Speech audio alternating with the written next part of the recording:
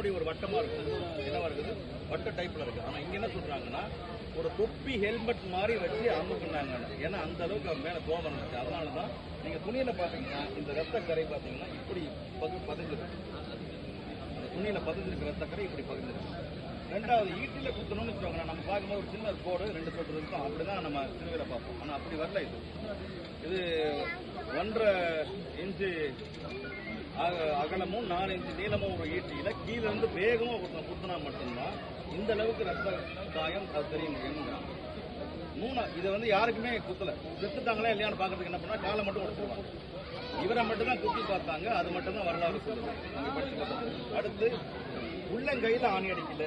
அது என்ன பண்றாங்கன்னா மார்ச் வரையில போய் 2 கை எடுத்து வராங்க, முழங்கை வரைக்கும் வெட்டி எடுத்துட்டு அதை இங்க வெயிட்டு கட்டி தொங்க விடுறாங்க. 5 கிலோ 10 கிலோ 30 கிலோ வரைக்கும் தாங்குது. 40 கிலோவுக்கு மேல போகும்போது அது ஆணில இருந்து பிஞ்சு கீழே விழுந்து. அப்ப முடிவு பண்றாங்க இயேசுவோட வெயிட் 40 கிலோவுக்கு மேல இருக்கிறதுனால கண்டிப்பாக ஒரு 6 அடிக்கு மேல இருக்க மனுஷனுடைய வெயிட் 70-80 கிலோவுக்கு மேல இருக்கும். அப்ப அந்த வெயிட்டை கண்டிப்பா அந்த கை தாங்கி இருக்க முடியாது. அதனால மணிக்கட்டுல தான் ஆணி அடிச்சாங்க அப்படிங்கறத ஏத்துக்கிறாங்க. ரோமியர்கள் உண்மையிலேயே அறிவாளிகள். அதனால இன்னொரு காரணம் என்ன சொல்றாங்கன்னா இந்த ரோமியர்களை பொறுத்தவரை நிலம் தேவதையாக கருதப்பட்டது. நிலம் தான் அவனுக்கு தேவை. அது மேல ஒரு சபிக்கப்பட்ட ரத்தமோ உடம்போ பட்டுச்சுன்னா நிலம் சபிக்கப்படுங்கிறதுனால என்ன பண்ணாங்கன்னா கீழவே விழுந்துடக்கூடாதுன்னு சொல்றாங்க. இதுக்கு நம்மகிட்ட ஏதாவது அடையாளம் இருக்கான்னு நம்ம கேட்க முடியாது. இது ஆன்மீக கருத்து. இதுல எங்குமே கிடையாது, வேற எங்கேயும் சொல்லிருக்க மாட்டாங்க. நீங்க சர்ச்சுக்கு உள்ள போனீங்கன்னா சிலுவை பாதைகள் நிலைகள்னு வச்சிருப்பாங்க. அதுல 1, 2, 3, 14 இருக்கும்.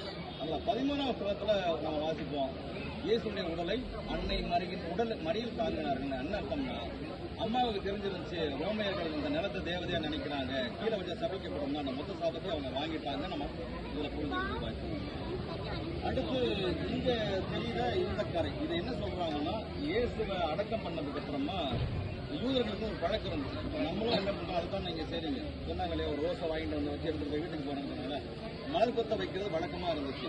அவர் அடக்கம் பண்ண இடம் அருமைத்த ஒரு சூசனுடைய கல்லறை கல்லறை பக்கத்துல ஒரு கோட்டை இருக்குது. அதுல ஒரு பூ பூக்குது. அந்த பூவுக்கு பேர் 4 மணி பூ. அது என்ன 4 மணி பூனா அது 4 மணிக்கு மேலதான் அந்த பூ பூக்குது. அதுக்கு ஒரு பேர் வைக்கிறாங்க. அந்த பேர் சயின்டிபிக்கா சொல்லுவோம் தப்பாசியா இஜிப்சியாங்கிறது அதோடைய பெயர். இந்த பூ எப்ப பூக்குதுன்னா மார்ச் மாசத்துல மே மாசத்துக்குள்ள மட்டும்தான் பூக்கும். இயேசு இறந்த நேரம் வரலாறு வரைக்கும் சொல்றது ஏப்ரல் 15 இருந்ததுனால இந்த பூ பூத்த நேரங்களும் அவர் இறந்த நேரமும் மார்ச்ல இருந்து மே மாசத்துக்குள்ள இருக்குது. இவர் இறந்த ஏப்ரல்.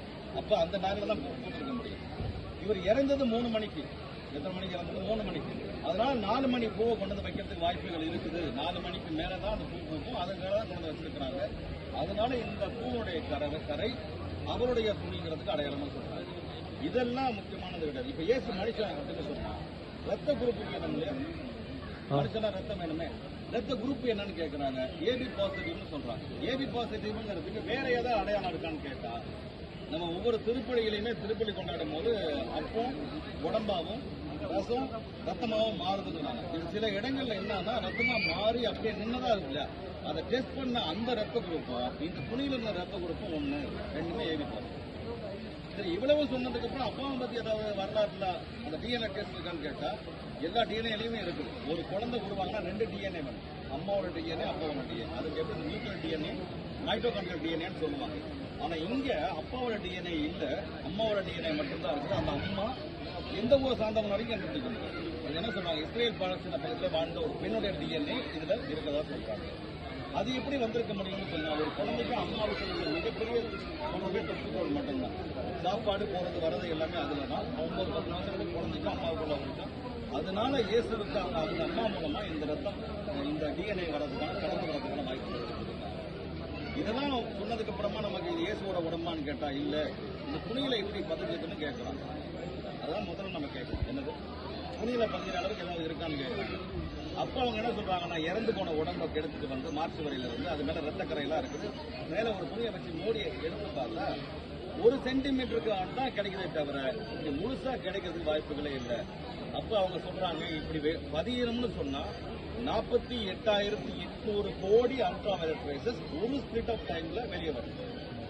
அதுக்கு ஏதாவது அடையாளம் இருக்கான்னு கேட்டா பைபிள்ல அதுக்கும் பசங்க சொல்றாங்க என்னன்னா இயேசு உயிர்த்த பொழுது பெரும் சத்தமும் பெரும் வெளிச்சமும் வெளியாகும். அந்த வெளிச்சம் தான் இதை சொல்றாங்க. இது இன்னமும் நீங்க கொஞ்சம் டீப்பா போனீங்கன்னு சொன்னாங்க. சொல்றாங்க அந்த 48,000 கோடி 800 அந்த சொன்ன இல்லையா, அந்த அளவு எப்படி சொன்னாங்கன்னா, ஒரு ஆட்டம் பாம்பு இருக்கு, அந்த மைனூட் ஆட்டம் பாம்பு கண்டுபிடிக்கிறோமே, அதை விட இந்த வெளிச்சத்தினுடைய வேகம் அதிகம்ங்கிறாங்க. அவ்வளவு வேகமா வெளியே வந்ததுனால தான் அந்த சீடர்கள் பயந்தாங்க. அந்த வெளிச்சத்தினால தான் இந்த துணியில இந்த உருவம் பதியப்பட்டது அப்படின்னு சொல்றாங்க. இது இயேசு உயிர்த்தாருங்கிறதுக்கு இது அடையாளமா சொல்லப்படுகிறது. அடுத்த கேள்வி கேட்கணும், உண்மையில இதுதான் அந்த ஒரிஜினல் துணியான்னு கேட்டா இல்ல. ஒரிஜினல் துணி எங்க இருக்குது? 2000 வருஷம் பழக்க துணியை சும்மா தூக்கிட்டு போக முடியுமா? இல்ல நீங்க தான் தொட விடுமா? சீக்கிரம் நீங்க என்ன பண்ணுவாங்க, அது கிழிஞ்சு போகும், நாசமாகும். அதனால அந்த துணி இப்போ வரைக்கும் சோழாப்பூரில் இப்போ வரைக்கும் பாதுகாக்கப்படுகிறது. ஆனா போப் பெனடிக்ட் 16 என்ன பண்றாருன்னா, இதை அப்படியே வச்சிருந்தா நல்லா இருக்காதுன்னு 3 வகையான துணிகளாக காப்பி எடுக்க சொல்றாரு. ஒன்னு ஃபாரன்சிக்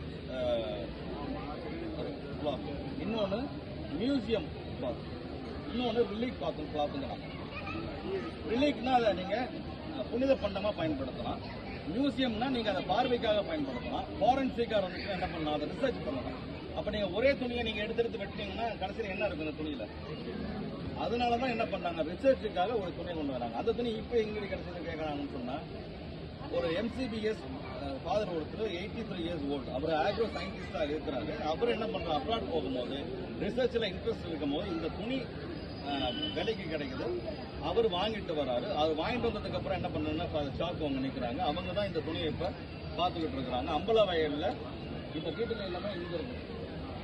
அம்பல வயல்ல ஒரு கோயில் கட்டிட்டு இருக்கிறாங்க. அந்த கோயில் கட்டுறதுக்காக அந்த துணியை என்ன பண்றாங்க, கொடுக்குறாரு. அவங்க அங்கேயே வச்சுட்டு வரவங்க போறவங்க கொடுக்குற அந்த இதை வச்சு கோயில் கட்டலாம்னு முடிவு பண்றாங்க. குழந்தைங்க எல்லாம் வராங்களே, அவங்க என்ன பண்றாங்க, துணியை தொட்டு பார்த்து பரீட்சை எழுத போயிட்டு வரும்போது அவங்க சொல்றாங்க எங்களுக்கு பயம் போயிடுச்சுங்கிறாங்க. என்னோட பங்கு ஒருத்தர் என்ன